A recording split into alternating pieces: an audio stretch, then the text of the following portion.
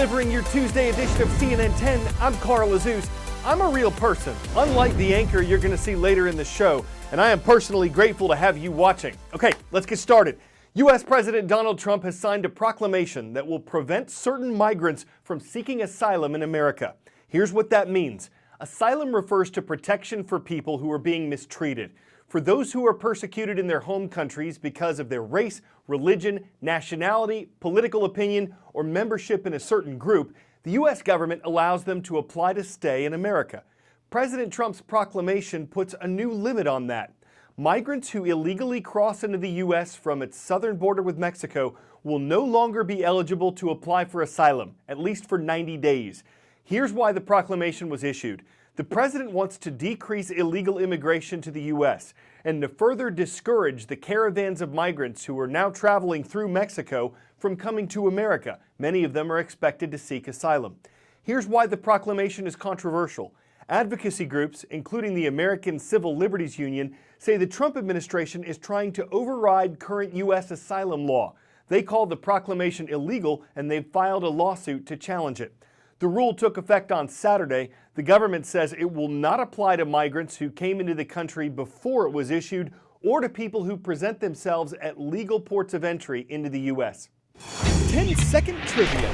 In what year did a vote recount in Florida delay the results of a U.S. presidential election? 1796, 1992, 2000, or 2004? Though the election took place on November 7, 2000, a recount in Florida held up the results until more than a month later. It's been 1 week since the 2018 U.S. midterm elections were held, but the results of some races are still unknown, and the state of Florida is once again conducting a high-stakes recount.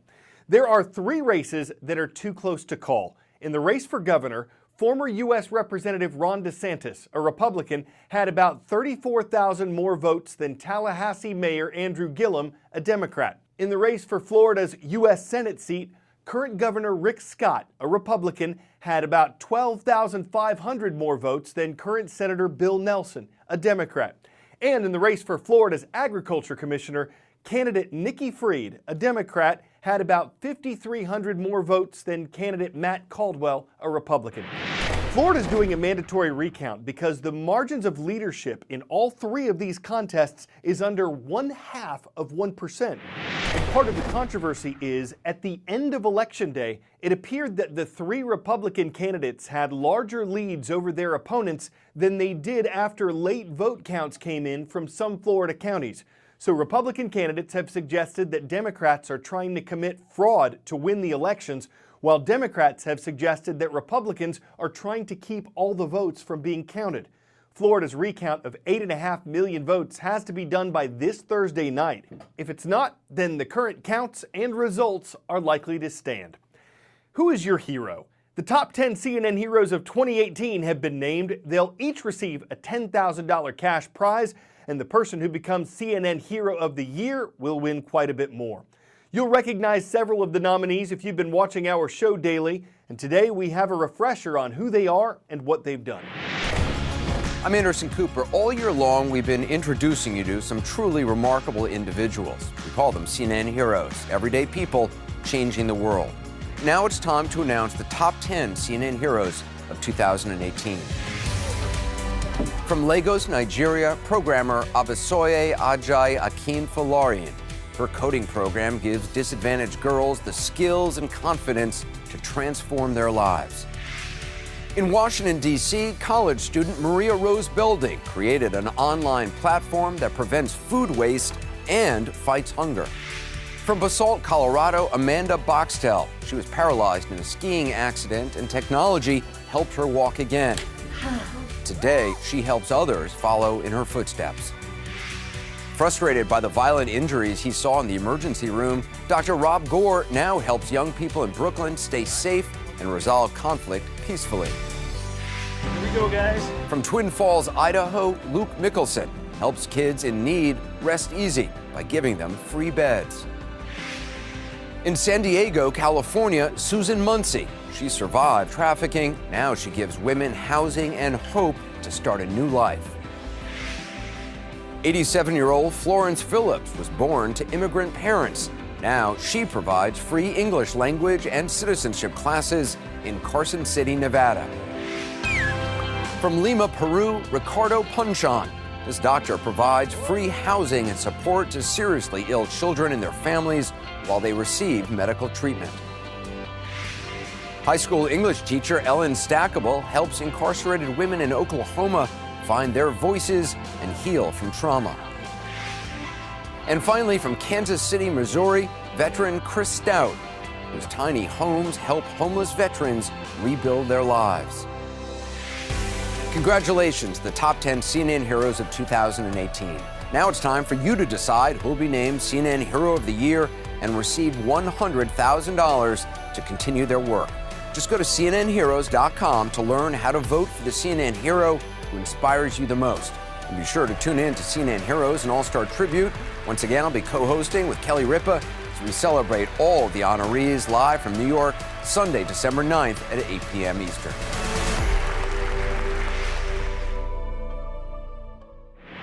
Austin, Texas has South by Southwest, which brings technology together with a music festival. Las Vegas, Nevada hosts CES, the Consumer Electronics Show, which has exhibitors from thousands of technology companies. And Dubai, United Arab Emirates recently wrapped up its annual GITEX event, where robots played a starring role this year.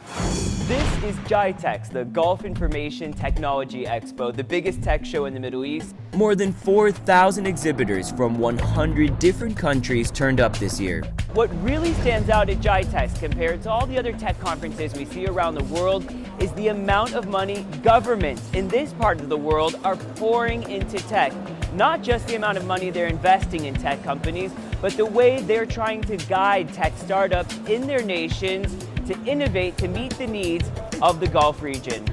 Isn't it annoying having to walk back to your car just to place your parking ticket on the dashboard, especially in our hot weather? This is one of the more meaningful inventions that I've seen at GITEX. It's a water robot, and I love the idea because it's so basic. It just has a net and it's going around picking up garbage that's in the water, and then at the end the net will come up so that it collects everything and it can't go back out again.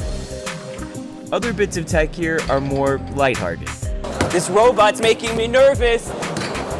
This whole setup may look like a gimmick, but it actually demonstrates incredibly well how little of a chance man has versus machine. Ha! Take that! But they often display just how far machines and robots have come in recent years. And for Dubai, it means being at the front and center of the latest technology developments. This is rolling all around the floor, but it's not a vacuum cleaner. It's actually all part of the research into automating vehicle inspection. So this would go under your car, take pictures, and send that back to an algorithm that's trying to figure out what's wrong with your car, and then it will text you that information. I don't have a car anymore. If you don't like looking in your rear view mirror and seeing blue and red lights flashing, imagine this showing up behind you or over you. This is a quadcopter that Dubai is experimenting with, not to give out traffic tickets, but more for things like search and rescue. Each unit will set a municipality back about $150,000. Yes, I asked to take a ride. No, they wouldn't let me.